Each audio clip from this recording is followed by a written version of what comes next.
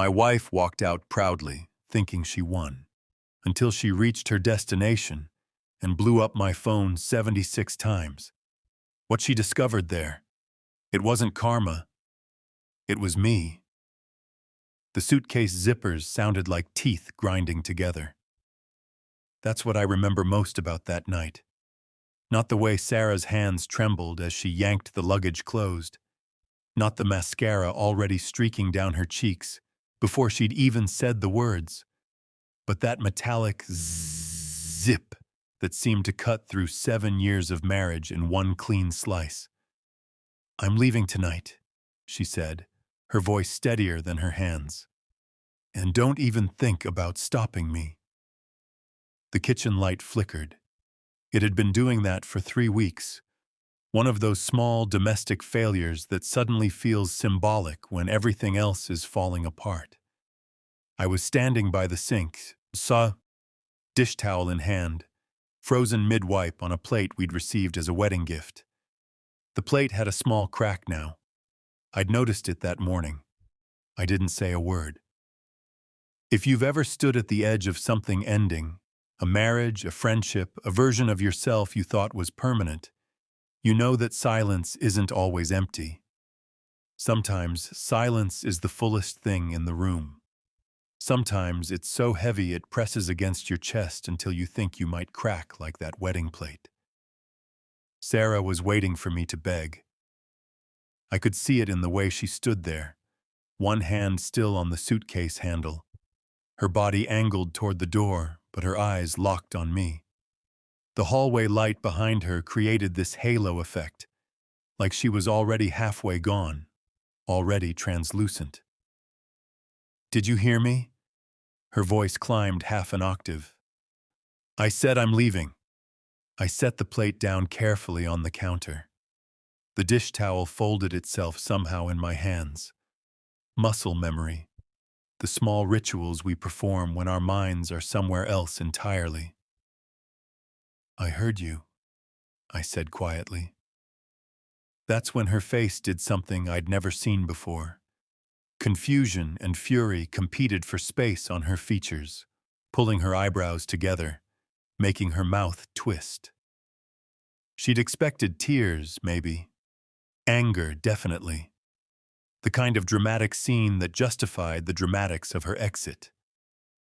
What she got was me, standing in our kitchen at 9:47 p.m. on a Tuesday, looking at her the way you might look at a stranger on a bus who'd just announced their stop. "That's it?" She grabbed the second suitcase, the smaller one, the carry-on we'd used for our honeymoon in Maui. I could see the baggage tag still attached, faded and curled at the edges. "You're not even going to ask why?"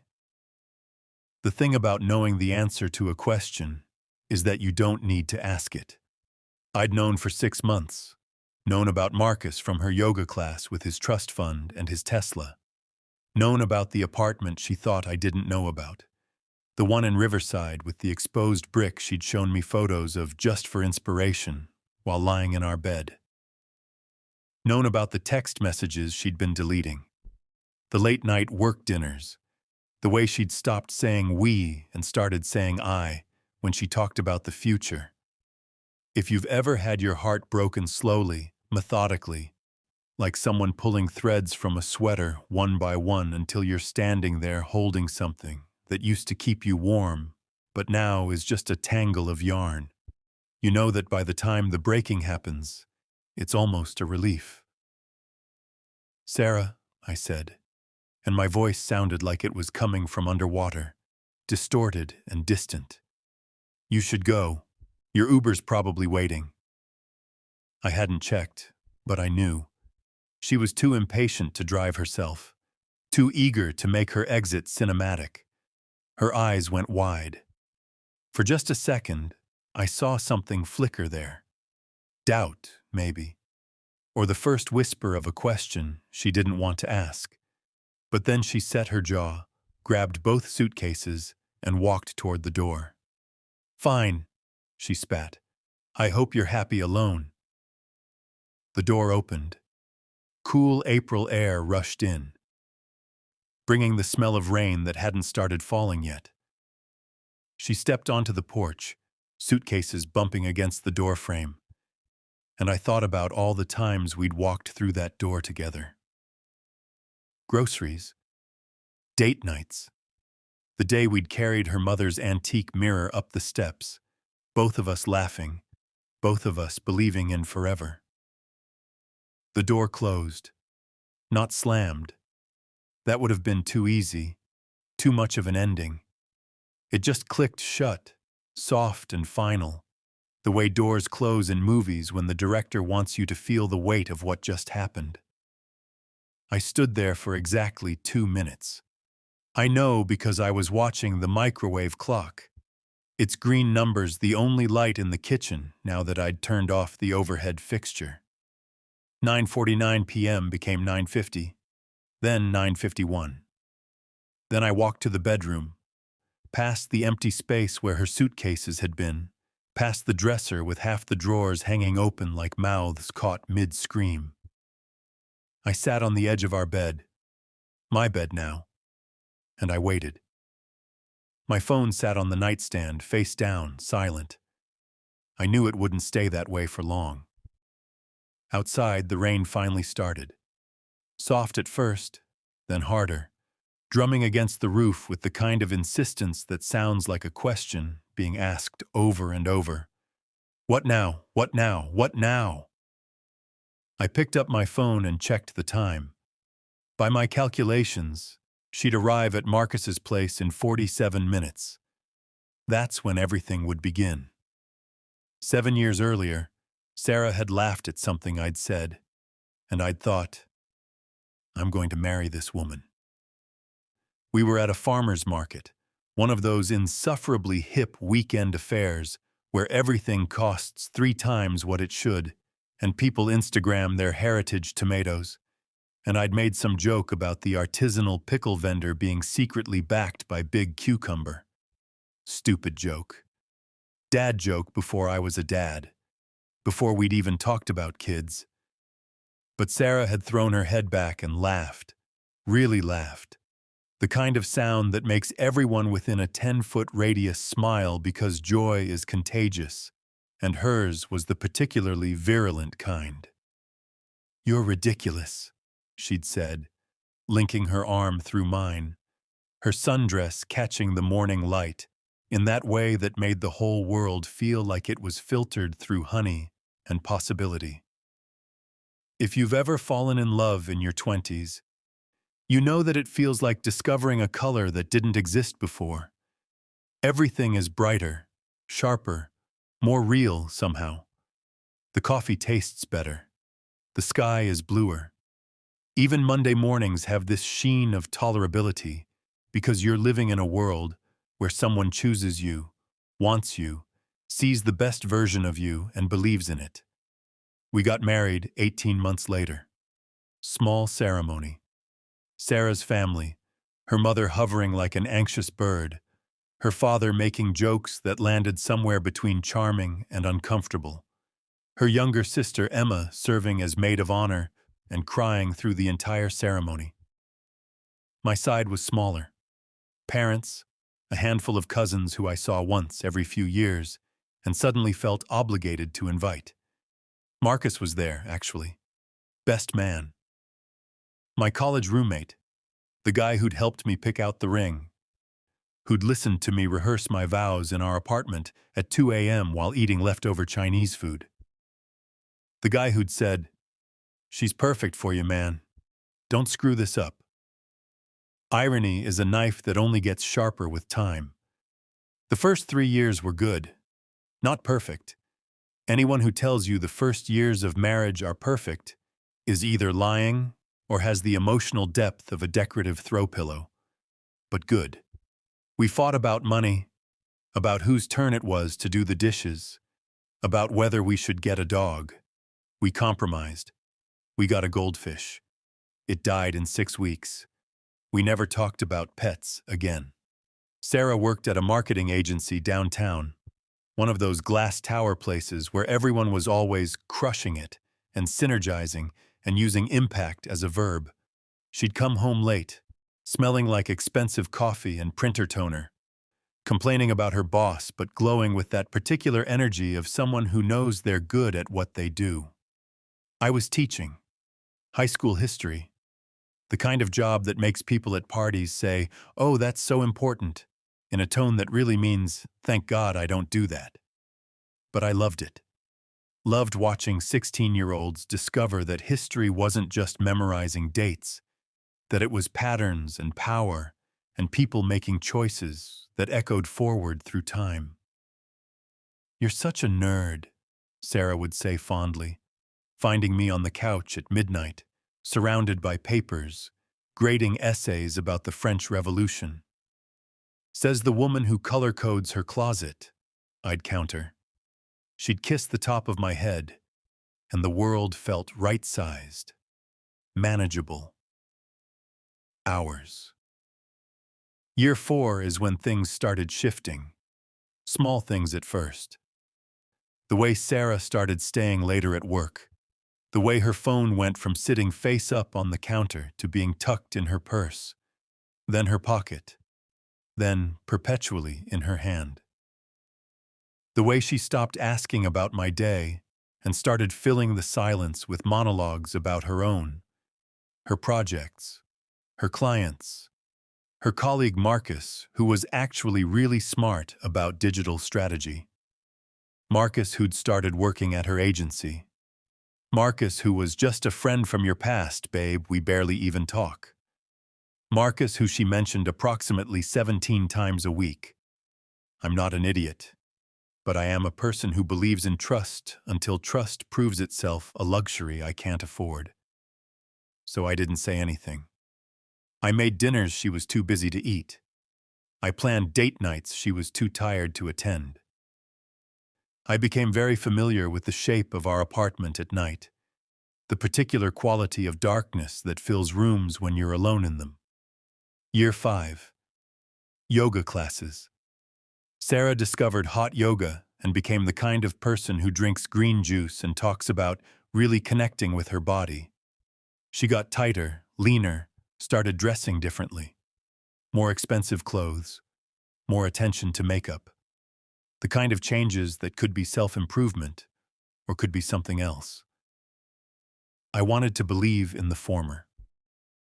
Year 6. Distance as a default. We slept in the same bed, but we didn't touch. We sat at the same table, but we didn't talk. We existed in the same space the way planets orbit the same sun, sharing a system but never actually connecting, held together by gravity and inertia, and the accumulated weight of vows we'd made when we were different people. "Are we okay?" I'd ask sometimes, usually late at night, usually when the loneliness felt like it might crack my ribs open. "Of course," Sarah would say, not looking up from her phone. "Just stressed. Always busy, always just about to have time for us, for me, for the marriage that was slowly dissolving like sugar in water. Still there, technically, but no longer visible, no longer solid. Just sweetness dispersed until you couldn't tell where it had gone." Year 7. I hired a private investigator. The private investigator's name was Gloria Martinez, and she had the kind of face that made you want to confess things you hadn't even done yet. "Most people wait too long," she said during our first meeting. Her office, a small room above a dry cleaner that smelled perpetually of steam and chemicals. "They come to me when they already know. They just need someone else to confirm it so they don't feel crazy." I sat across from her, my hands wrapped around a coffee I wasn't drinking, and said the words out loud for the first time. "I think my wife is having an affair." Gloria didn't react. She'd heard this before, probably heard it every day. This same confession in different voices, this same heartbreak in different packages. "Tell me what you know." What did I know? I knew that Sarah smelled different when she came home late. Not perfume exactly, but absence. The absence of our laundry detergent. The absence of our home's particular scent of old books and the vanilla candles she used to burn. She smelled like somewhere else. Someone else. I knew that her phone buzzed at strange hours, 2 a.m., 4 a.m., and she'd reach for it with a speed that suggested practice, muscle memory, the kind of reflexes you develop when something matters more than sleep. I knew that our credit card statements showed charges I didn't recognize, restaurants we'd never been to together, a jewelry store, a boutique hotel in Silver Lake that she'd never mentioned. I knew that when I'd asked to use her laptop because mine was updating, she'd made an excuse about the battery being dead, even though it was plugged in. I knew that Marcus's name had moved from casual mentions to carefully avoided absences. She stopped talking about work entirely, which was somehow worse than talking about it too much. I know enough to be here, I said finally. I know enough to hate myself for being here. Gloria pulled out a contract, a pen, a manila folder that would eventually become the archive of my marriage's end. Most people hate the knowing, she said, but they hate the not knowing more. She was right. 3 weeks later, Gloria sat across from me again. Same office, same chemical smell. Different seasons somehow, like time had accelerated while I was holding my breath, and slid a folder across the desk. "I'm sorry," she said first, which is how I knew it was bad. The photographs were mundane in their devastation. Sarah and Marcus having coffee. Nothing incriminating except for the way her hand rested on his arm. Sarah and Marcus entering an apartment building could be innocent except for the timestamp, 11:47 p.m. on a Tuesday when she'd texted me she was working late. Sarah and Marcus kissing in the parking garage of her office building, his hand in her hair, her body pressed against his car in a way that spoke of practice, of this being routine, of this being theirs. "There's more," Gloria said quietly. The apartment in Riverside. Lease signed 4 months ago, in both their names. Joint account at a credit union I'd never heard of. Text messages Gloria had pulled from Sarah's cloud backup. Apparently, she'd forgotten to update her password after I'd helped her set up her new phone last year. The messages were what broke me, not the explicit ones, though there were those too. Words and images that rewired my understanding of my wife, that made me realize I'd been sleeping next to a stranger, or worse, that the person I'd been sleeping next to had been imagining someone else, but the mundane ones. The good morning beautiful texts, the thinking about you messages, the way Marcus called her baby and she called him my love, the way they talked about us, about a future that apparently included her leaving me, taking half of everything, starting over with him. "He's so passive," Sarah had texted Marcus 2 months ago. "He won't even fight. He'll just let me go." That particular message sat in my chest like a stone. She wasn't wrong, exactly. I'd never been a fighter, not in the dramatic sense, not in the way that makes for good television or compelling stories. I was the guy who talked things out, who believed in communication and compromise and the basic decency of people you'd promised to love forever. But passive? "There's one more thing," Gloria said, and I looked up from the folder, from the evidence of my wife's secret life, from the photographs that proved I'd been living in a marriage that existed only on my side. She handed me a bank statement. Our joint account, the one we used for household expenses, the one where we both deposited portions of our paychecks, the one that was supposed to represent our partnership, had been systematically drained over the past 6 months. Small transfers. 500 here, 1,000 there. Amounts that wouldn't trigger alerts, but that added up to nearly $30,000. Where did it go? I asked. The account she shares with him. My hands were shaking. I remember that. Remember looking down at my own hands, trembling like they belonged to someone else. Like my body was staging a rebellion my mind hadn't caught up to yet. What do you want to do? Gloria asked. That was the question, wasn't it? What do you do when you discover your life is a lie? When the person sleeping beside you every night has been planning her exit while you were planning your future? When trust reveals itself as the naivest currency, when love proves insufficient against the simple fact of wanting something, someone else, most people would lawyer up immediately, file first, go for the throat. But I'm a history teacher, and history has taught me something important. The best revolutions happen slowly, methodically, with planning and patience and a clear understanding of exactly what's at stake. I need time, I said. I need to think. Gloria nodded. Most people need that. I paid her in cash, took the folder, and walked out into a day that looked exactly like the one I'd walked through that morning, but felt entirely different. The sun was still shining. People were still walking past, talking on their phones, laughing, living their lives. Mine had just stopped being what I thought it was. But here's what I realized walking to my car, holding that folder like it contained secrets to the universe rather than just the documented end of my marriage. Sarah had made her choice. Marcus had made his choice. Now it was time for me to make mine. I didn't confront her right away. That's the part people never understand when I tell this story. And yes, eventually I did tell it. To therapists and lawyers, and one particularly insistent bartender who kept refilling my whiskey while I sat in his empty bar at 2 a.m., trying to make sense of betrayal. They all asked the same question. Why didn't you just confront her? Because confrontation is what she expected. Confrontation is what the story demanded.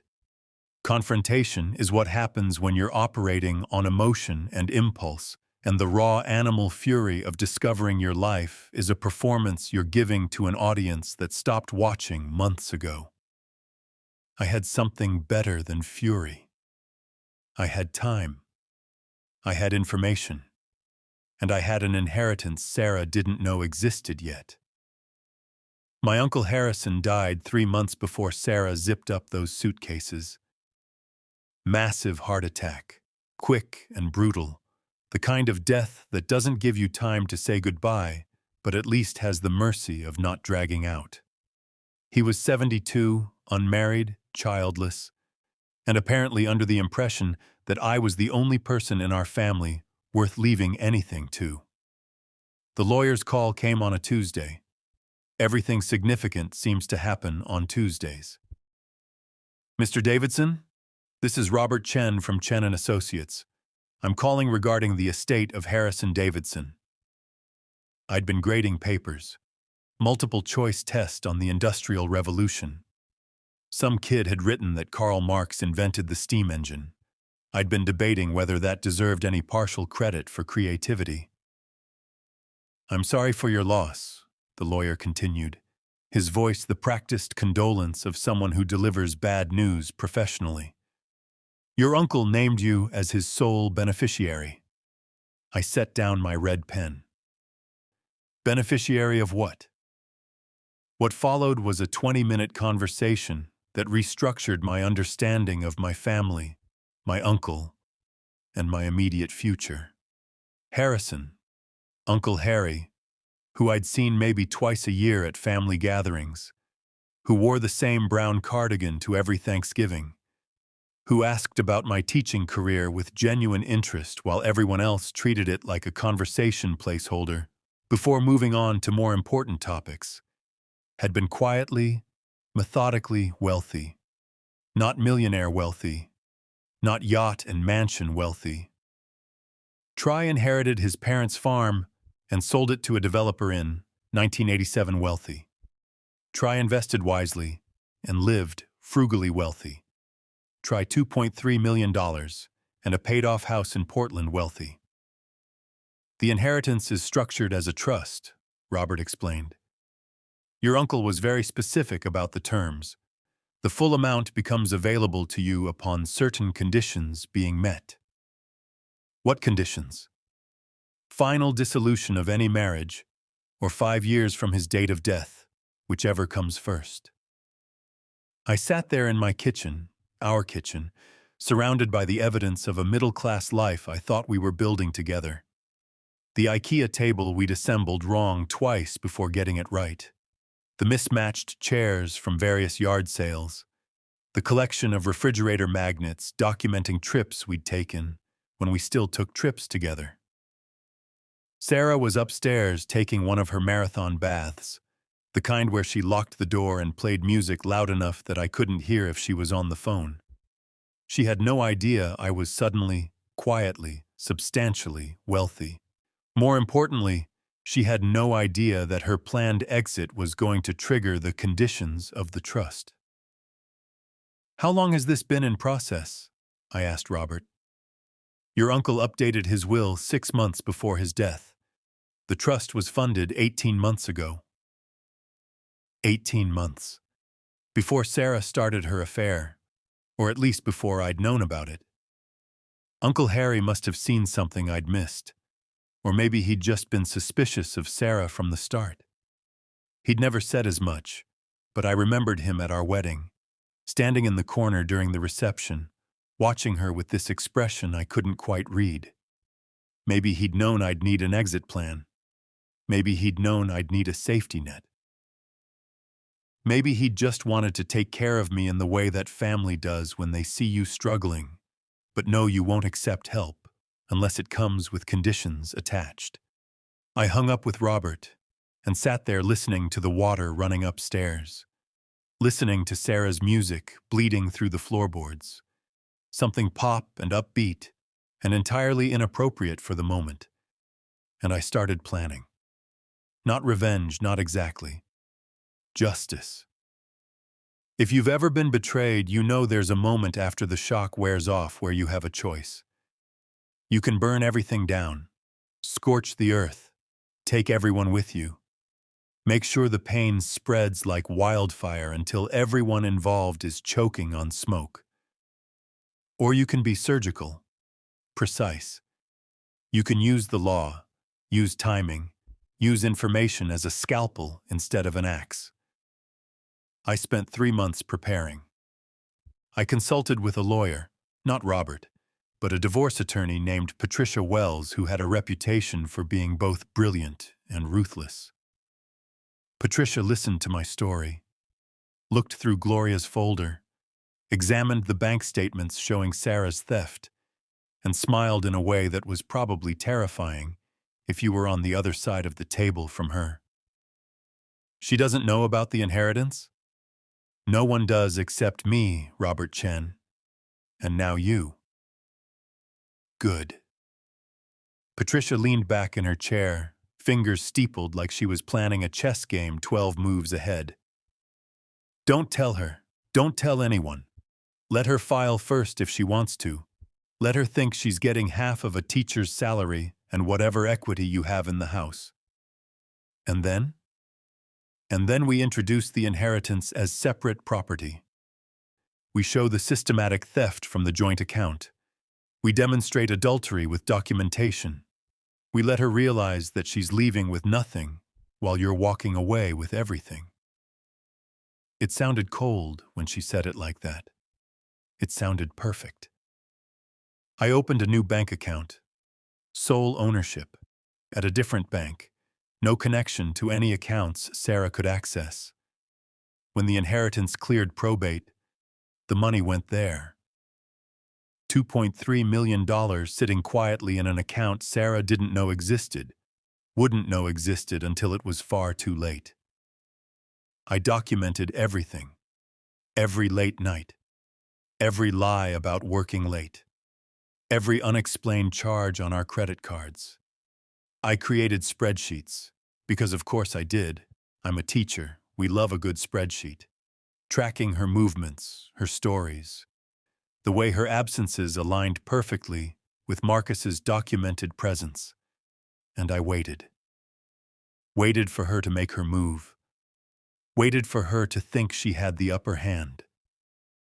Waited for her to zip up those suitcases and announce her departure with all the drama of someone who thinks they're the main character in their own story, who thinks that leaving is a power move, who thinks that I'll beg and plead and make a scene that justifies whatever narrative she's already written about why this marriage failed. The night she left, I was ready. I had account numbers. I had documentation.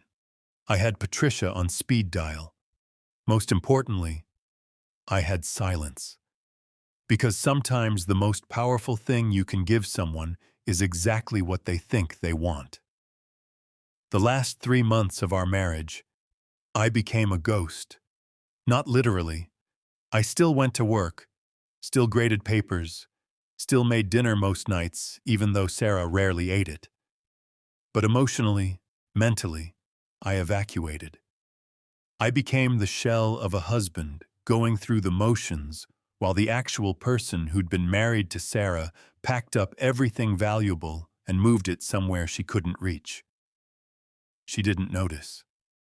That was the saddest part. If you've ever checked out of a relationship before actually leaving it, you know it's a specific kind of lonely.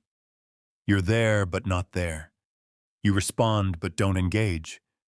You're like an actor who's lost their connection to the script, but still hits their marks because professionalism demands it.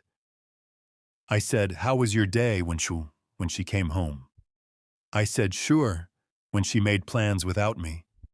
I said, "I love you," when she perfunctorily said it first, right before turning away in bed. All of those words sat on my tongue like coins, currency I was spending knowing the bank was already empty, but going through the transaction anyway, because what else do you do? Meanwhile, I was busy. Patricia introduced me to a forensic accountant named David Sung, who had the kind of attention to detail that would make him either an excellent detective or a terrifying stalker. He went through 7 years of financial records with the precision of someone defusing a bomb. "Your wife is smart," David said during one of our meetings. His office a fluorescent nightmare of filing cabinets and computer screens showing spreadsheets that looked like the Matrix. "She's been careful. Small amounts, irregular timing. Nothing that would trigger automatic fraud alerts. But careful isn't perfect. She left a trail, Venmo payments to Marcus disguised as dinner or groceries, shared streaming accounts, utilities paid from her personal account to an address she's never lived at." He pulled up a screen showing the Riverside apartment, Sarah's name on the lease alongside Marcus's, their faces on the security camera footage entering and leaving. Time stamps that corresponded exactly to nights she'd told me she was working late, or having girls' night with friends who, when Patricia had done some casual investigation, hadn't seen Sarah in months. "She's building a second life," David said. "Methodically, deliberately. She's planning to walk away from your marriage with half your assets while preserving this entire separate financial ecosystem with Marcus." "Can you prove it?" He smiled. "Already have." The documentation David compiled would have made an IRS agent weep with joy. Every transaction traced, every lie documented, every dollar she'd stolen from our joint account tracked to its destination. By the time he was done, we had a financial narrative that told the story better than any photos or text messages could. Sarah wasn't just having an affair. She was committing systematic financial fraud against her spouse while planning to file for divorce and claim innocent spouse status to maximize her settlement. Patricia looked at David's work and whistled low. "She's going to regret underestimating you." I met with a real estate appraiser named Jennifer, who walked through our house with a measuring tape and a camera, documenting every square foot, every upgrade, every bit of equity. The house was worth $480,000. We'd bought it for $310,000 5 years ago. We owed $190,000 on the mortgage. That meant $290,000 in equity. Sarah assumed we'd split. What she didn't know, Uncle Harrison's house in Portland had also been part of the inheritance, worth $650,000, fully paid off. Patricia had structured it as separate property, explicitly excluded from marital assets. I documented everything about the inheritance's timing, proved Harrison had died after Sarah started her affair, showed that no marital funds had been commingled with inheritance funds, built an airtight case that this windfall was mine alone, untouchable by divorce proceedings. I also documented our marriage. The good parts, ironically, because showing that I'd been a faithful, contributing spouse only made her betrayal more stark in legal terms. Photos of me at school events. Emails about parent-teacher conferences. Grocery receipts in my name. Evidence that I'd been maintaining our household, our lives, our marriage while she'd been building an exit strategy with my former best friend. Marcus. God, Marcus. I'd loved him like a brother. Freshman year roommate assigned by some algorithm that couldn't have known we'd become inseparable. He'd been there when my father died my junior year. I'd been there when his long-term girlfriend cheated on him. The irony wasn't lost on me. And he'd cried in our apartment while I made him terrible spaghetti and told him he deserved better. You deserve better, man, he'd said through tears that seemed genuine at the time. You deserve someone who sees how good you are. Then he'd become that person, the one who couldn't see. Or worse, could see perfectly well and didn't care. I'd checked his financials too, because I'm thorough and because Patricia thought it might be relevant. Marcus's trust fund, the one that paid for his Tesla and his expensive watch collection, and his ability to afford an apartment in Riverside while also maintaining his primary residence, came with specific moral clauses. His grandfather, apparently, had been old-school Catholic.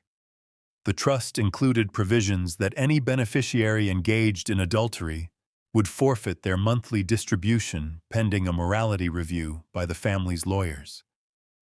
Marcus was already risking $4,000 a month in passive income for my wife. Soon he'd realize he was risking more than that. I spent those 3 months living in a strange, liminal space where I knew everything but said nothing, where I watched Sarah get ready for yoga and knew she was meeting Marcus, where I said have a good time when she went out for drinks with the girls and tracked her phone to the apartment in Riverside. Knowledge without action is a specific kind of torture, but it's also power.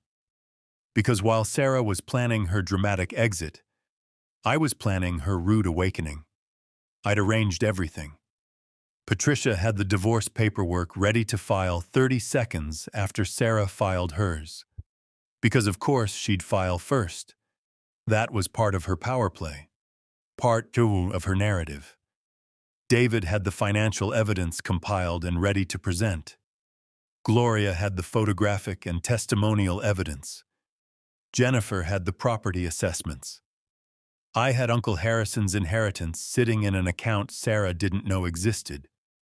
Most importantly, I had Marcus's family lawyer's phone number. Because sometimes justice isn't just about what you get to keep. Sometimes it's about making sure the people who betrayed you lose what they thought they were gaining. The night before Sarah left, I sat in my car outside our house. I'd told her I had a late parent-teacher conference, and I called Marcus's grandfather's estate lawyer.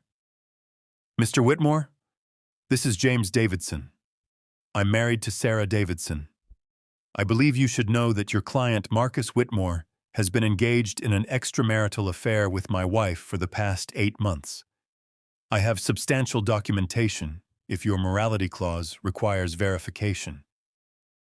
Silence on the other end. Then, thank you for bringing this to our attention. We'll be conducting a review. I hung up. Marcus's trust fund payments would stop in approximately 14 days. The apartment in Riverside? He couldn't afford it without that income. Sarah's safety net was about to develop some very large holes. I went inside. Sarah was watching TV, barely looking up when I walked in. How was the conference? Fine, I said. Everything's fine. And it was. Everything was perfectly, meticulously, carefully fine. Tomorrow, Sarah would zip up her suitcases and leave. And I would let her. Because the thing about quiet revenge is that it's only quiet until it's not. 10:34 p.m. The house felt different without her. Not better, not worse, just different. Like a word you've said so many times, it stops meaning anything and becomes just sound. I sat on the couch where we'd watched 1,000 movies, argued about which streaming service to keep, fallen asleep, tangled together back when tangling together was something we did. The cushion still had the indent from where she always sat, curled up against the armrest, her spot. My phone was in my hand, face up, volume on, waiting.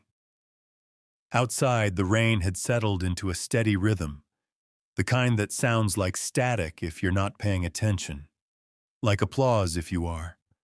I was paying attention to everything now, the way the refrigerator hummed in the kitchen, the way the street light through the window made shadows that looked almost like bars, almost like the house was a cage I'd been living in without realizing. 10:47 p.m.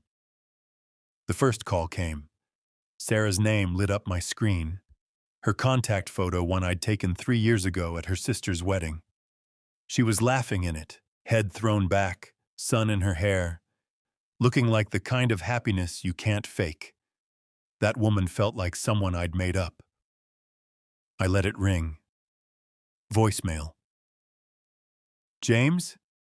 I'm at Marcus's and... Just call me back, please. Just call me back right now. Her voice was different, higher, strained. The confidence she'd left with had developed cracks I could hear through the phone speaker. I set the phone down. 10:49 p.m. Second call. This time I counted the rings. 7 before it went to voicemail. 7 little bursts of vibration against the coffee table. 7 opportunities to answer. 7 small choices to let it go. James, I'm serious. You need to call me. I don't understand what's happening. Why would you... Just fucking call me back.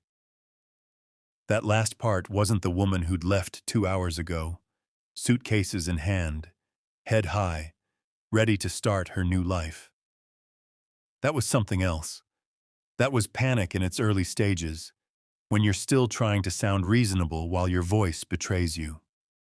10:52 p.m. Third call. I let it ring through. 10:54 p.m.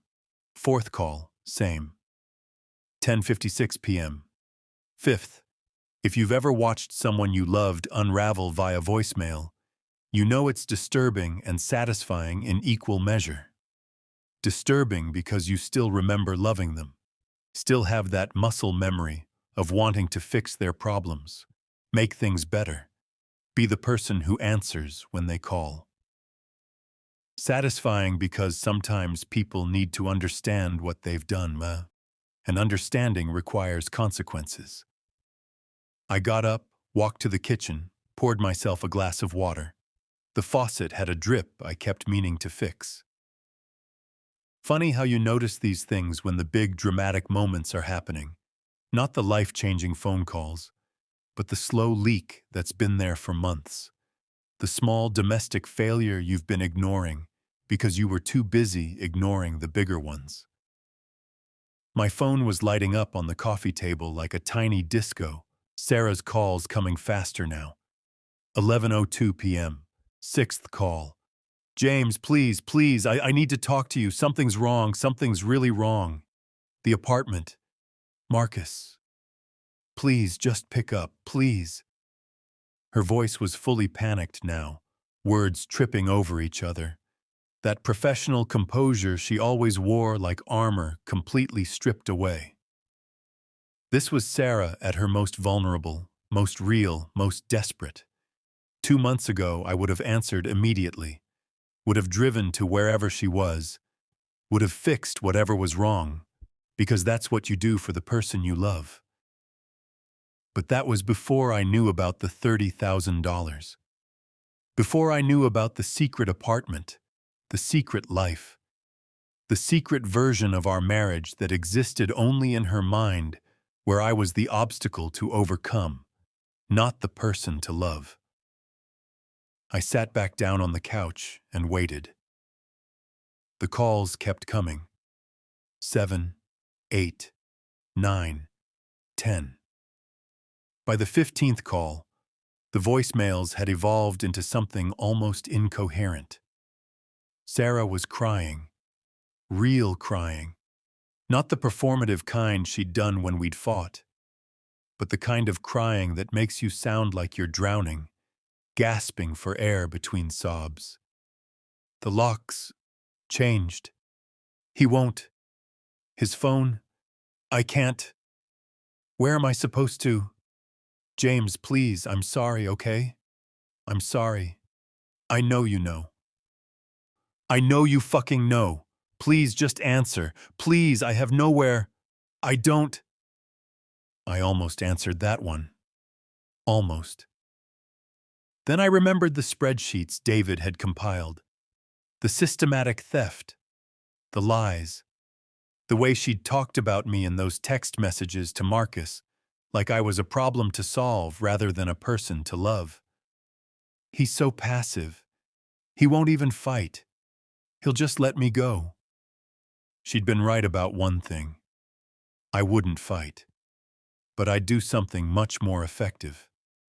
11:47 p.m. Call number 32. This voicemail was quieter. Sarah had moved past panic into something else. Shock, maybe, or the beginning of understanding. You knew, she said, her voice flat now, emotionless, like she was talking to herself and had accidentally called me. You knew I was leaving. You knew about Marcus. How long have you known? Beat. What did you do, James? What the fuck did you do? I looked at my phone. At the lock screen showing 76 missed calls now. Voicemails piling up like evidence. Like a digital archive of someone realizing they'd made a catastrophic miscalculation. I could see her standing outside that apartment building in Riverside. Could imagine her with her 2 suitcases, looking up at windows that used to be her safety net. Her escape plan, her future. Could picture Marcus not answering her calls either, because of course he wasn't. Not now that his trust fund was under review. Not now that the financial incentive for their affair had evaporated. Not now that Sarah had gone from exciting mistress to expensive liability. She'd left our house thinking she was leaving poverty for possibility. Instead, she'd left security for nothing at all. 12:03 a.m. The calls stopped. The silence was deafening. I sat there staring at my phone, at the notification screen showing those 76 missed calls, and I felt nothing. Not triumph. Not satisfaction. Not even sadness, really. Just the hollow recognition that 7 years of marriage could end in a single evening. That love could curdle into something unrecognizable. That the person sleeping beside you could become a stranger so gradually you don't even notice until they're calling you 76 times from outside the apartment where they thought they'd be starting over. My phone buzzed. Not a call this time. A text. Sarah, please, I'll explain everything. Just tell me what you did. I'll come home. I stared at those words. I'll come home. As if home was a place she could just return to. As if those 2 suitcases in her trunk could be unzipped, unpacked. As if the leaving could be undone like it was nothing more than a bad decision, rather than the culmination of 8 months of lies. As if I would take her back. I set down the phone without responding and went to bed. Our bed. My bed now. I slept better than I had in 6 months. The next morning I woke to silence. No calls, no texts, no Sarah sitting on the porch waiting to explain, to apologize, to negotiate her way back into a house that had stopped being ours the moment she walked out the door. Just silence and spring sunlight coming through the bedroom window, making patterns on the wall where her framed prints used to hang. She'd taken those when she'd packed, small things she must have smuggled out over weeks, preparing for her exit long before she'd announced it. I made coffee, sat at the kitchen table, checked my phone. One message, sent at 3:47 a.m. Sarah, you'll hear from my lawyer. I smiled, took a sip of coffee, too hot, burned my tongue, didn't care. Perfect. Patricia had been waiting for those exact words, waiting for Sarah to file, to make the first move, to walk into court thinking she had the upper hand. I forwarded the message to Patricia with a simple note. She's ready. Patricia's response came back in less than 2 minutes. So are we. What Sarah didn't know, what she couldn't have known because I'd been so carefully quiet about everything, was that her lawyer was about to have a very bad day. She'd hired Mitchell Strauss, apparently. Patricia had done a quick search, mid-tier divorce attorney, decent win rate, specialized in getting maximum settlements for wronged spouses. His website had a photo of him looking concerned and professional in front of a bookshelf, his bio emphasizing his commitment to protecting women's interests in divorce proceedings. His first call came at 9:15 a.m. Mr. Davidson, this is Mitchell Strauss. I'm representing your wife Sarah in her petition for dissolution of marriage. I'm calling as a professional courtesy to inform you that we'll be filing this morning. I'd practiced this conversation in my head a dozen times. Practiced sounding reasonable, measured, maybe a little sad but ultimately cooperative. The kind of spouse who'd roll over, sign whatever papers they put in front of me, accept my fate as the left-behind husband. I understand, I said. I've been expecting this. We're hoping to keep this amicable. My client is willing to negotiate reasonable terms, 50-50 split of assets, no spousal support required, clean break. That sounds fine. I could practically hear his relief through the phone. An easy case. A compliant husband. In and out, paperwork signed. Everybody moves on. Excellent. I'll have the paperwork sent over to your address. If you could sign and return within the week. Oh, I'll have my lawyer review everything first, of course. Pause. Your lawyer? Patricia Wells. She's been representing me for the past 3 months. The silence that followed that statement was exquisite. Patricia Wells's reputation preceded her. Mentioning her name in divorce proceedings was like mentioning you had a nuclear weapon. Might not use it, but everyone suddenly got very careful. I see. Mitchell's voice had changed. Professional courtesy replaced by professional concern. I wasn't aware you'd retained counsel. Strange that Sarah didn't mention it, I said pleasantly. But then there seems to be a lot she didn't mention. I hung up before he could respond. Patricia called me 10 minutes later, laughing. Mitchell Strauss just called me. He sounds like a man who just realized he's in over his head. What did you tell him?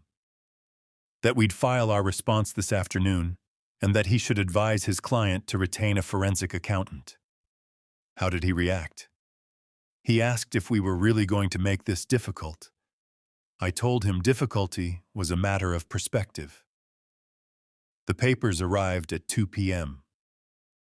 A process server, young kid who looked apologetic about the whole thing, like he was personally responsible for the dissolution of my marriage, handed me an envelope and asked me to sign a receipt. I sat at the kitchen table and read through Sarah's petition. It was remarkable, really, how thoroughly she'd misunderstood the situation. She'd listed our house as joint marital property. Correct. She'd listed our joint accounts, mostly emptied by her, but yes, technically joint. She'd listed my teacher's pension, fair game in divorce.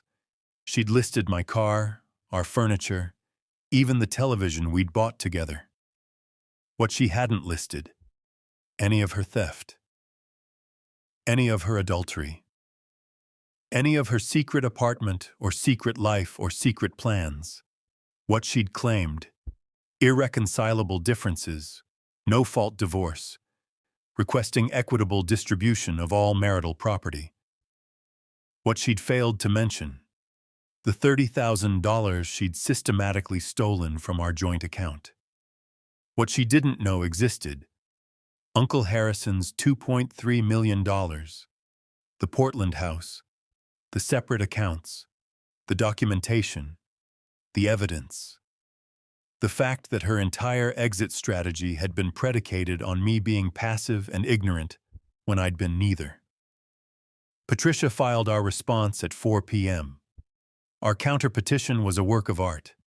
27 pages of meticulously documented evidence that Sarah's irreconcilable differences were actually systematic adultery and financial fraud. David's forensic accounting showing every stolen dollar. Gloria's photographs showing every lie. Time-stamped evidence of the Riverside apartment, the secret accounts, the affair with Marcus. We requested full disclosure of all hidden assets, return of stolen funds with interest, determination of inheritance as separate property, and a 60-40 split of the house in my favor based on demonstrated fraud during marriage. We also included something else, a notice of third-party interest. Patricia had reached out to Marcus's family lawyer, as was proper when adultery involved financial entanglement between the parties. Marcus's trust fund was now officially under review. His monthly payments had been suspended pending investigation, which meant the Riverside apartment, leased in both their names, was about to become very expensive for Sarah alone. Mitchell called Patricia at 4:47 p.m. She put him on speaker so I could hear. "This is insane." His voice was higher than it had been that morning. "You're going scorched earth over a simple divorce." "Simple?" Patricia's voice was ice. "Your client committed systematic financial fraud against my client for 8 months while conducting an extramarital affair. Nothing about this is simple. We can negotiate. Then you should advise your client to bring her checkbook. We're prepared to prove every allegation in that filing." "This isn't about money for her." "Funny," Patricia said, "because the $30,000 she stole suggests otherwise." She hung up. I sat there in my empty kitchen, my empty house, my empty marriage, and I waited for Sarah to realize what she'd done. The call came at 7:32 p.m. "Sarah." Direct call, not through lawyers breaking every protocol. I answered this time. "You bastard," she said, her voice shaking. "You absolute bastard." "Hello, Sarah." You planned this. You've been planning this. How long? How long have you known? 6 months, I said calmly. I hired a private investigator the day after you told me you were working late, and I tracked your phone to Riverside. Silence. I could hear her breathing, harsh and irregular. You couldn't have just talked to me? Her voice cracked. You couldn't have just asked? Given me a chance to explain? Explain what? I kept my voice even, reasonable. The same tone I used when teaching students about historical betrayals, about how empires fall not in dramatic battles, but in slow erosions of trust. Explain why you stole $30,000. Explain the apartment you signed a lease on with my best friend. Explain the text messages where you called me passive and said I wouldn't fight back. James, you were right, Phil. By the way, I didn't fight. I did something much better. You destroyed everything, she said. And she was crying now, really crying. Marcus won't return my calls. His trust fund is frozen. I can't afford the apartment. I can't afford a hotel. I don't have anywhere to go. You could try your mother's, I suggested, or your sister's, or any of those friends you've been lying to for 8 months about where you were spending your evenings. This isn't you. Her voice was desperate now, grasping. This vindictive, petty revenge bullshit. This isn't who you are. No, I agreed. The person you married wouldn't have done this. But you didn't want to be married to that person anymore. So here we are. I made mistakes. You made choices. I stood up, walked to the window, looked out at the street where her car wasn't parked, where her life wasn't happening, where everything she'd planned was unraveling in real time. You made choices every day for 8 months. Every lie, every stolen dollar, every night with Marcus while I was home alone thinking we were going through a rough patch. You chose all of it. Please. The word came out broken. Please, we can fix this. I'll give back the money. I'll end it with Marcus. It is ended with Marcus. His family's cut him off. Turns out adultery violates his trust fund terms. He's already moved back in with his parents. The apartment you were going to share? Already posted online for sublease. I could hear her sobbing through the phone. Once that sound would have broken me, would have made me want to fix everything, make it better, take away her pain even when that pain was her own creation. Now it just sounded like consequences arriving on schedule. What do you want from me? She asked finally, her voice small and defeated. Nothing, I said. I want nothing from you, Sarah. That's the point. You wanted to leave? You're leaving with exactly what you brought to this marriage. Nothing. The house, separate property inheritance, is excluded from marital assets. You'll get a percentage of the equity we built together, minus what you stole. My lawyer says, your lawyer is going to suggest you settle. Because if this goes to trial, every detail of your affair becomes public record. Every text message, every photograph, every lie you told becomes evidence I can submit. Your family will know. Your friends will know. Your employer will know. She was silent for a long time. I loved you, she said finally. Maybe you did. Once, but love isn't enough when you're also stealing from me and sleeping with someone else. I hung up.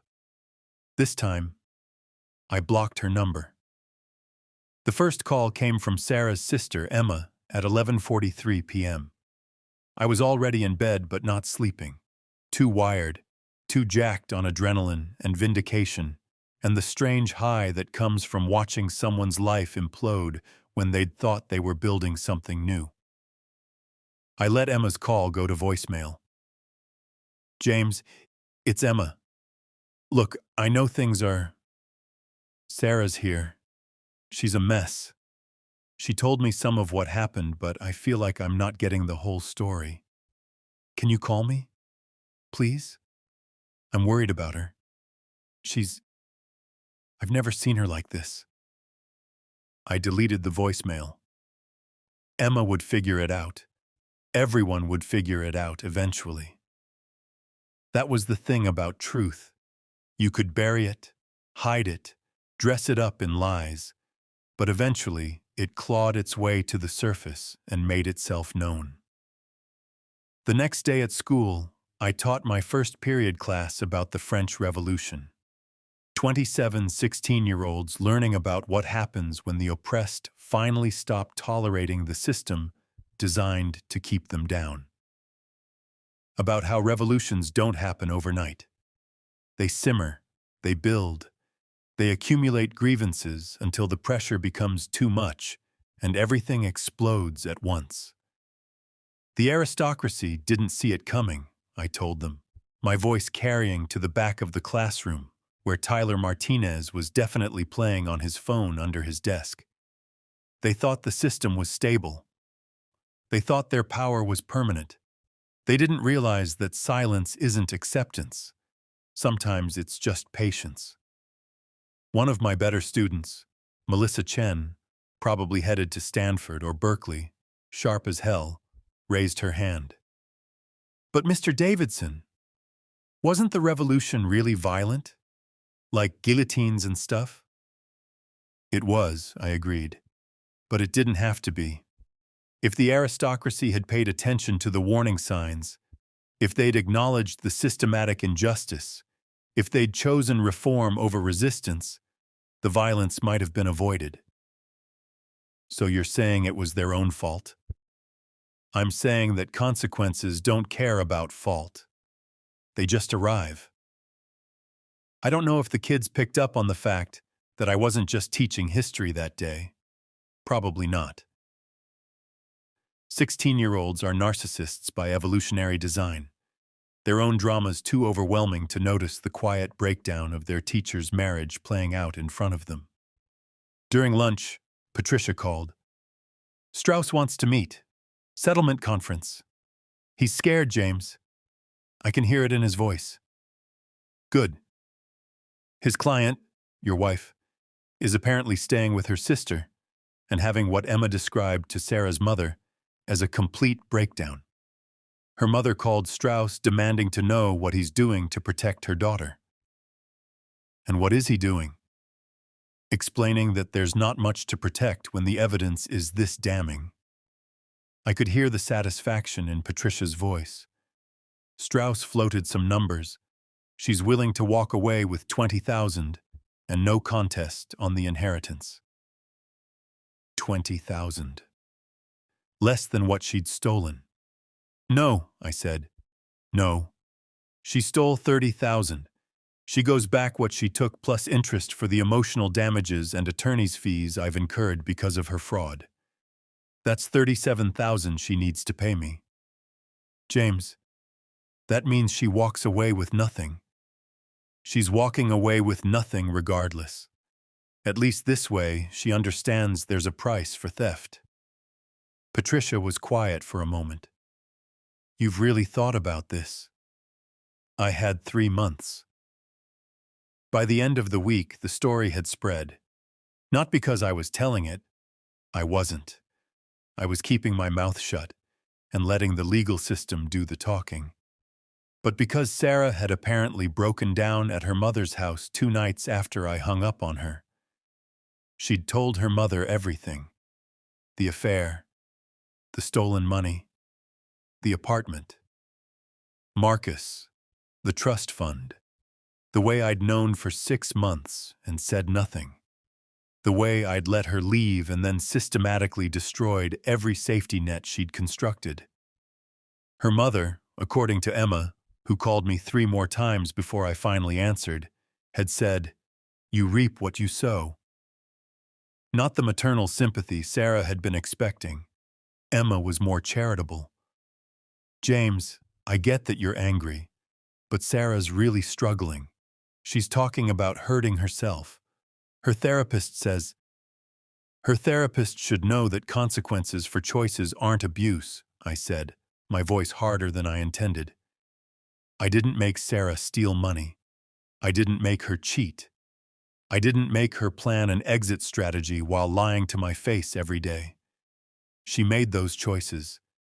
Now she's dealing with the results. You're being cruel. I'm being honest.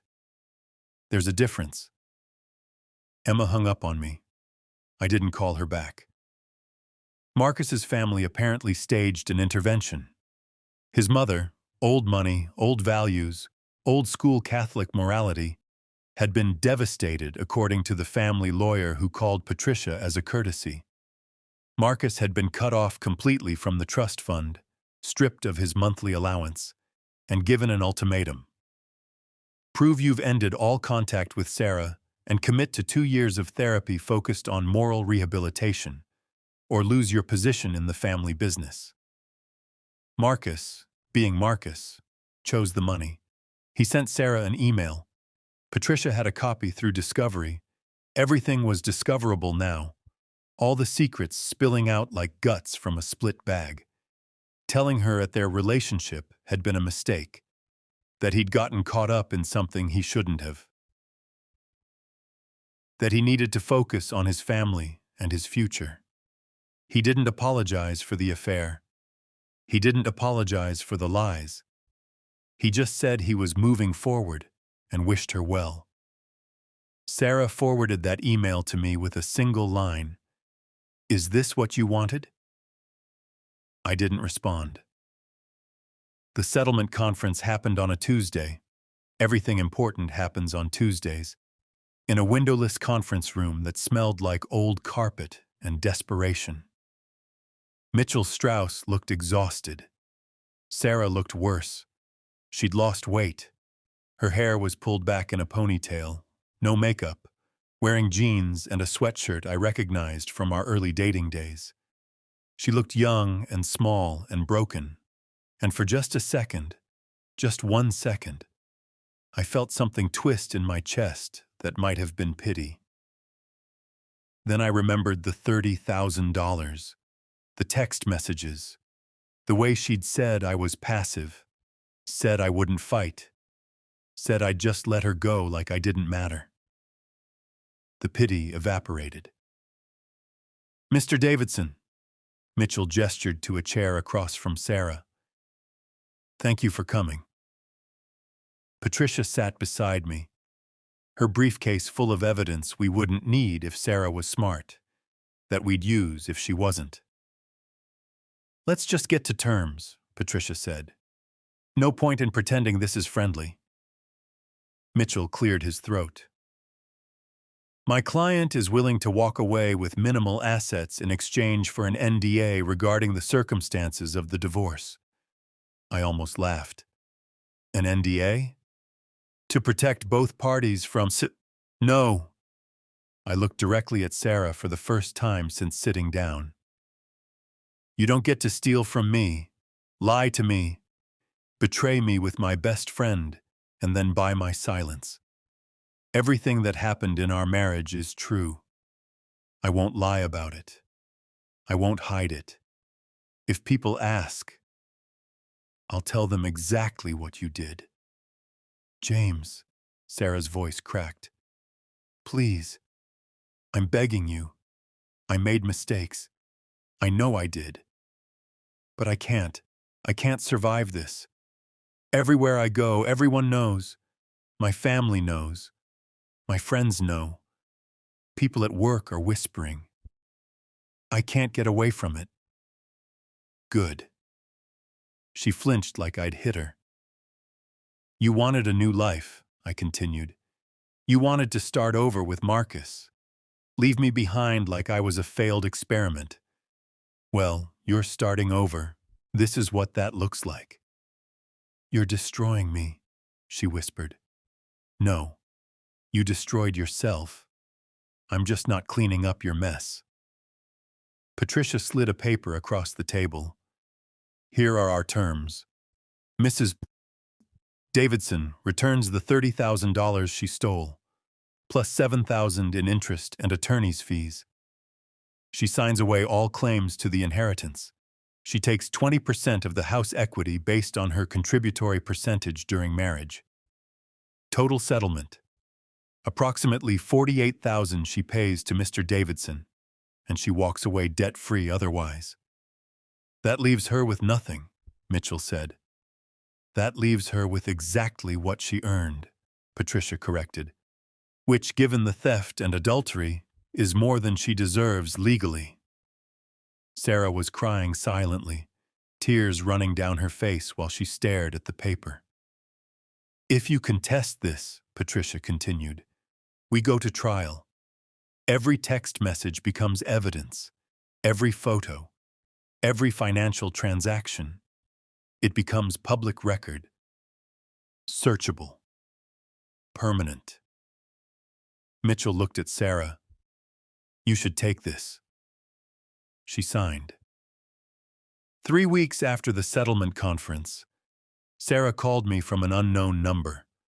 I'd blocked her original number, blocked her email, blocked her on every social media platform I'd never used anyway, but that she'd insisted we connect on to stay modern. I'd tried to block her from my life entirely, to move forward into whatever came next. But trauma doesn't respect boundaries. Don't hang up. Her voice came through the speaker of my phone at 10:15 p.m. on a Thursday. I was grading papers, still doing that, still teaching, still living the same life I'd lived before, except now the house felt bigger and the silence felt heavier. Please, I know you don't owe me anything. I know I don't deserve your time, but I need to say something, and then I'll never contact you again. I should have hung up. Some part of me, the part that had loved her once, that remembered the farmer's market and the sundress and the laughter, wanted to hang up to preserve that memory untainted by whatever came next. But a larger part of me, the part that had learned to be still and patient and strategic, wanted to hear what she had to say. I'm listening. She took a shaky breath. I've been in therapy 3 times a week. My therapist says I need to take accountability, that I need to understand what I did and why I did it and stop making excuses. Good advice. I cheated on you. I stole from you. I lied to you for months while planning to leave. I treated you like an obstacle instead of a person. I convinced myself you didn't care, that our marriage was already over, that I was just acknowledging reality instead of creating it. I said nothing. And then you let me leave. Her voice got quieter. You didn't fight, didn't argue, didn't try to stop me. And for 5 minutes, those 5 minutes between leaving the house and arriving at Marcus's apartment, I felt powerful, like I'd taken control of my life, like I was the main character finally making the brave choice. And then the locks were changed. Marcus wouldn't answer his phone. His doorman had instructions to not let me up. I stood outside that building with my suitcases, and I called you 76 times, and you didn't answer, and I finally understood. Understood what? That I'd destroyed the only person who actually loved me while chasing someone who just wanted the fun parts. The secret parts. The parts that didn't include responsibility or commitment or actually building a life. The rain had started again. I could hear it against the windows, that same sound that had accompanied her leaving, now accompanying whatever this conversation was becoming. Marcus never loved me, Sarah continued. I know that now. He loved the affair, the excitement, the idea of taking something that wasn't his. But the moment it got complicated, the moment there were consequences, he disappeared. And I chose that over you. Yes, I said simply. You did. The thing that kills me, the thing that I can't stop thinking about, is that you knew. You knew for 6 months, and you said nothing. You let me dig myself deeper. You let me think I was getting away with it. You let me leave. And the whole time you were planning this. This? This destruction. This systematic dismantling of everything I thought I had. My relationship with Marcus, my finances, my family's respect, my own sense of who I am. I stood up, walked to the window, looked out at the rain. You think I destroyed you? Didn't you? No, Sarah. I documented you. There's a difference. I could hear her breath catch. Every photo Gloria took, you were actually there. Every financial transaction David traced, you actually made them. Every text message you sent Marcus, you actually wrote them. I didn't destroy you. I just held up a mirror and made sure you couldn't look away. That's worse, she whispered. That's so much worse. If you'd just been angry, if you'd yelled, if you'd confronted me, I could tell myself you overreacted. That you were hurt and you lashed out. That you were the villain. But you weren't. You were just patient and methodical. And you let me be the villain in my own story. You were always the villain in your own story. I just made sure everyone else knew it too. Silence. Long silence. The kind that stretches until you're not sure if the other person is still there or if they've hung up and you're talking to emptiness. I'm bankrupt, Sarah said finally. The settlement cleaned out everything I had saved. The $37,000 wiped me out. I'm living with my sister, working a job I hate because it's the only one I could get. Marcus won't speak to me. My mother barely speaks to me. My friends. I don't have friends anymore. They picked your side. I didn't ask them to pick sides. You didn't have to. The truth picked for them. More silence. Do you hate me?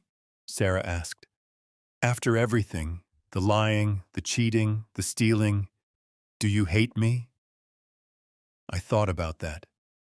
Really thought about it. Stood there in my quiet house with my phone to my ear and examined my feelings like specimens under glass. Did I hate her? No, I said finally. I don't hate you, Sarah. I don't think about you enough to hate you. She made a sound, half laugh, half sob. That's worse than hate. Maybe, but it's true. If you could go back, if you could change things, would you have just talked to me, confronted me, given me a chance to fix things before it got to this? No. Why not? Because you didn't want to fix things. You wanted to leave. The affair wasn't a mistake or a cry for help. It was a deliberate choice you made every single day for 8 months. Talking to you wouldn't have changed that. It would have just given you time to hide assets better, to prepare a different exit strategy, to get what you wanted while pretending to work on us. You don't know that. I know that when I found out, you were already planning to leave. The apartment lease was signed. The money was already moved. You weren't going to yoga class. You were building an entirely separate life. What exactly was there to talk about? She didn't answer. Here's what I learned, Sarah. When someone shows you who they are, when they lie to your face, steal from you, sleep with your best friend, believe them. Don't wait for them to explain. Don't give them chances to manipulate you. Just believe what they're showing you and act accordingly. So you just stopped loving me, just like that. No. I stopped believing you loved me. That's different. I could hear her crying again, quiet and broken. I need you to know something, I said. This wasn't about revenge. Not really. This was about making sure that when you left, you understood the consequences of your choices. That you couldn't rewrite history and make yourself the victim. That the truth mattered more than your comfort. I understand, she said. I understand everything now. Too late. But I understand. Good. That's all I wanted. James? Yeah? I hope you find someone who actually deserves you. Someone who doesn't take you for granted. Someone who sees how good you are and doesn't throw it away for something shiny and temporary. I hope you find therapy that actually works, I said. And I hope you learn that love isn't something you can treat like a transaction. That people aren't obstacles or conveniences. That choices have consequences. I'm sorry, she said, for all of it. I'm so sorry. I know. Does that change anything? No. She hung up. I stood there for a long time after, phone still in my hand, looking out at the rain that had become a constant soundtrack to the end of my marriage. The house was quiet. The night was quiet. I was quiet. But it wasn't the passive quiet Sarah had accused me of all those months ago in text messages to Marcus. It was the quiet of someone who'd fought back without making noise. The quiet of someone who'd chosen strategy over spectacle. The quiet of someone who'd won not by destroying their enemy, but by making sure their enemy destroyed themselves while I documented every step. I set the phone down and went to bed. Tomorrow was Friday. I had papers to grade, lessons to plan, a life to keep living. But tonight I could finally breathe. 6 months later, I stood on the beach in Portland, watching the sun rise over the Pacific. Uncle Harrison's house, my house now, sat on a cliff overlooking the ocean. 3 bedrooms, 2 bathrooms, a kitchen with windows that made every meal feel like an event. It was too big for one person, too quiet sometimes, too full of the sound of waves and wind, and the particular kind of solitude that can be either peaceful or suffocating, depending on your perspective. I'd chosen peaceful. If you've ever rebuilt yourself after something breaks you, after divorce or death or betrayal or all 3 at once, you know it's not a linear process. It's not like healing a broken bone where you wait for the fracture to knit back together and then you're fine. It's more like learning to walk again. You take steps, you fall, you get back up. Some days you sprint, some days you crawl. But eventually, slowly, you remember how to move through the world without the weight of someone else's choices crushing you. I'd taken a leave of absence from teaching. Sabbatical, technically, 6 months to pursue personal research, which was school board code for your divorce is a disaster and you need time to not be a disaster in front of teenagers.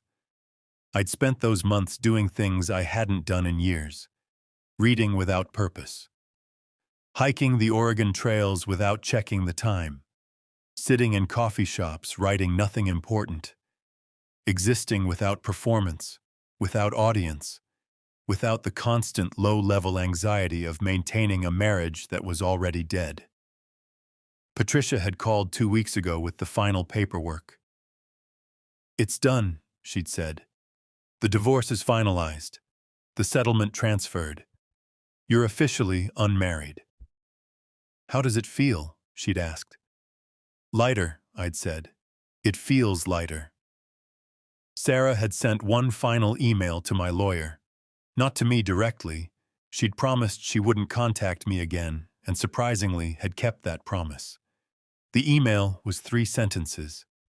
Please tell James the money was transferred. I'm working on rebuilding my life. I hope he's doing the same.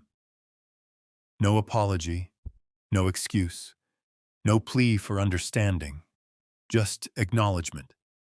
Simple, clean, final. I'd asked Patricia not to respond. Some doors need to close without ceremony. I'd heard through Emma, who still reached out occasionally, carefully, testing whether we could maintain some kind of relationship independent of Sarah, that my ex-wife had moved to Chicago. Fresh start, new job, therapy 3 times a week, dating someone, apparently. Someone age-appropriate who wasn't married. She's trying, Emma had said on the phone last week. Really trying. To be better. To understand what she did.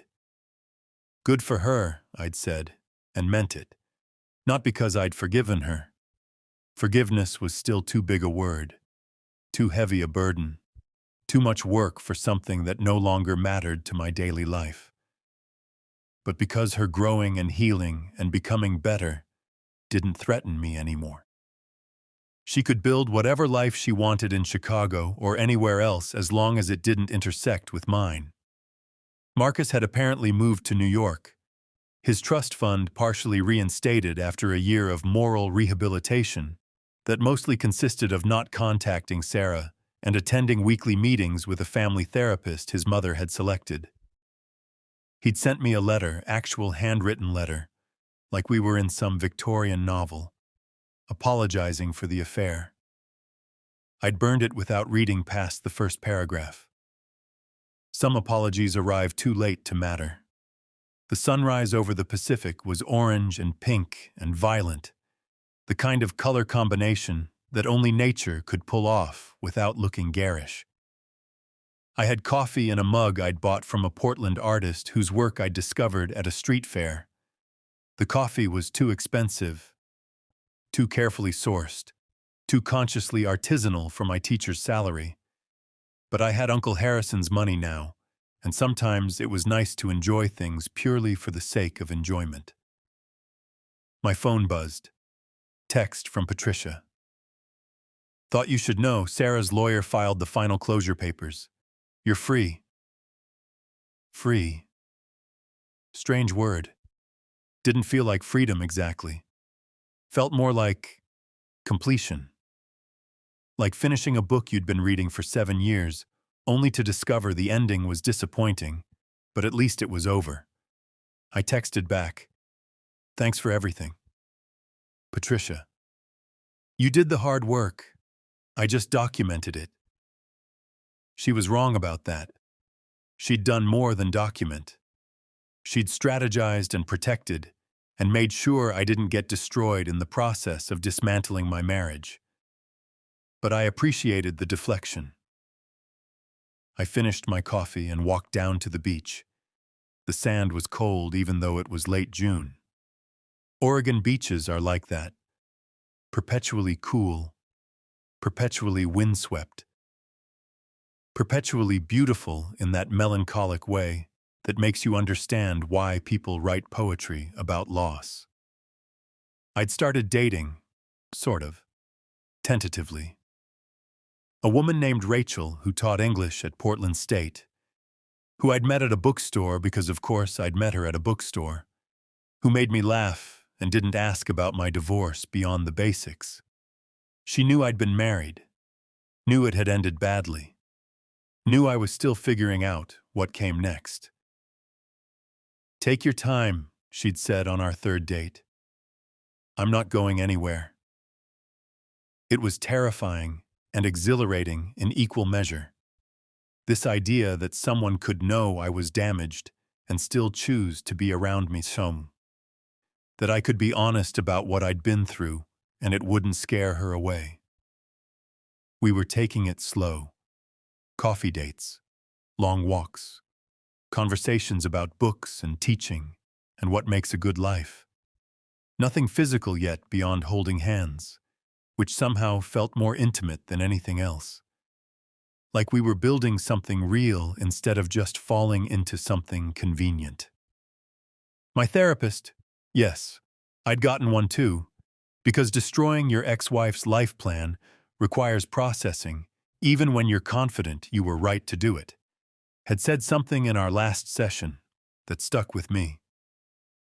Hurt people, but healed people heal people. You get to choose which one you want to be. I'd spent 6 months hurting someone who'd hurt me. Now I was choosing healing. Not for Sarah. She'd have to find her own healing, her own path, her own way of living with the consequences of her choices. But for me, for the version of myself that could trust again, love again, build again without waiting for everything to collapse.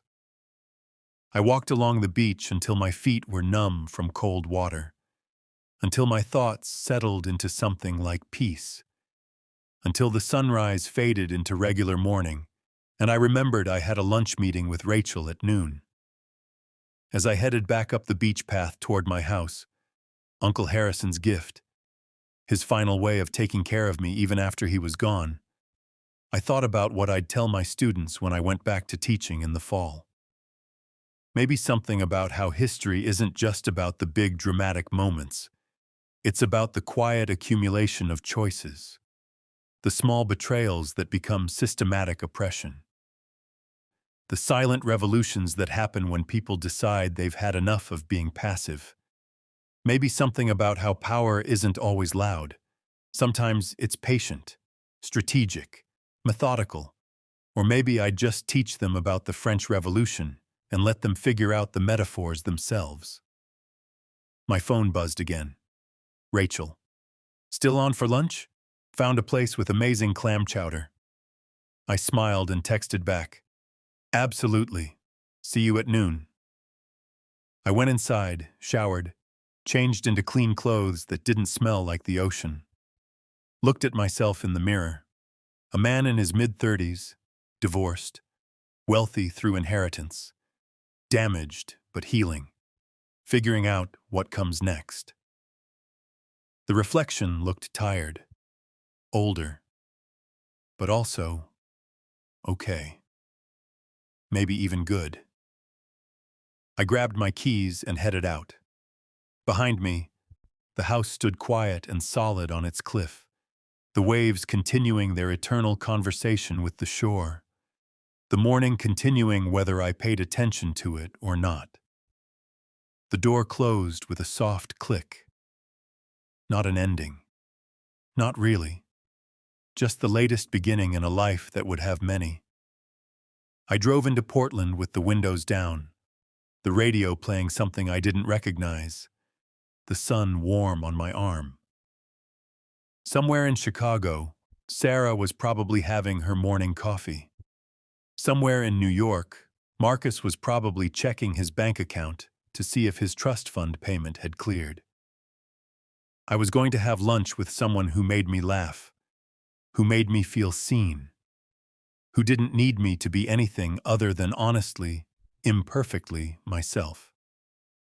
If you've ever rebuilt yourself after betrayal, you know that revenge doesn't actually heal anything.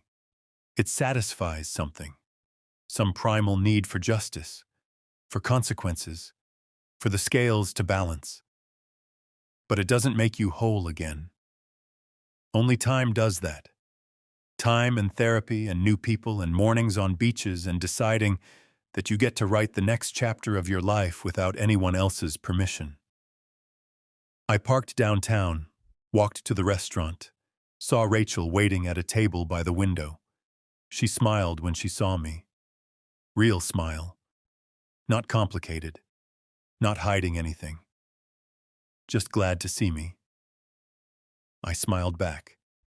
And for the first time in a long time, maybe the first time since Sarah had zipped those suitcases, I felt something that wasn't anger or satisfaction or the hollow echo of vindication. I felt hopeful. "Hey," Rachel said as I sat down. "You look good. Peaceful." "I am," I said. "Finally." She reached across the table and squeezed my hand. Outside, Portland continued being itself, quirky and rainy and full of people living their complicated lives. Inside, I sat with someone new and ordered clam chowder and talked about books and teaching and the future.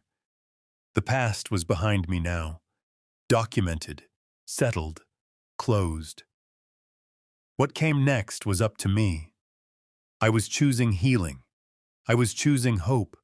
I was choosing to believe that not everyone lies, not everyone steals, not everyone will betray the trust you give them. Sarah had taught me what betrayal looked like.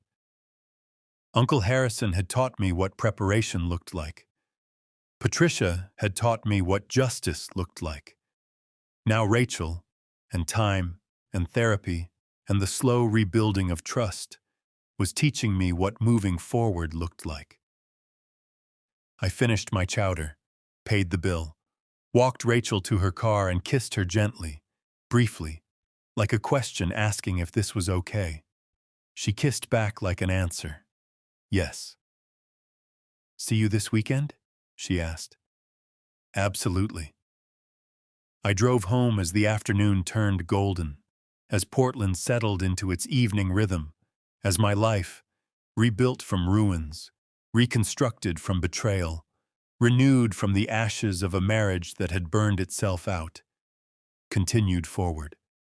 The house on the cliff was waiting. So was everything else.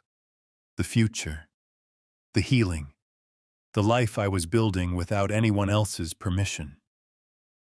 I pulled into the driveway and sat for a moment, engine cooling, looking at the ocean visible from my windshield. Somewhere Sarah was trying to rebuild. Somewhere Marcus was trying to prove he'd changed. And here, right here in this moment, I was already rebuilt. Not perfect, not healed completely, not without scars, but whole enough, strong enough, ready enough for whatever came next. I got out of the car and went inside. Behind me, the sun set over the Pacific in colors too beautiful to describe. Inside, my house, my life, my future, my second chance, waited. I closed the door. This time it sounded like peace.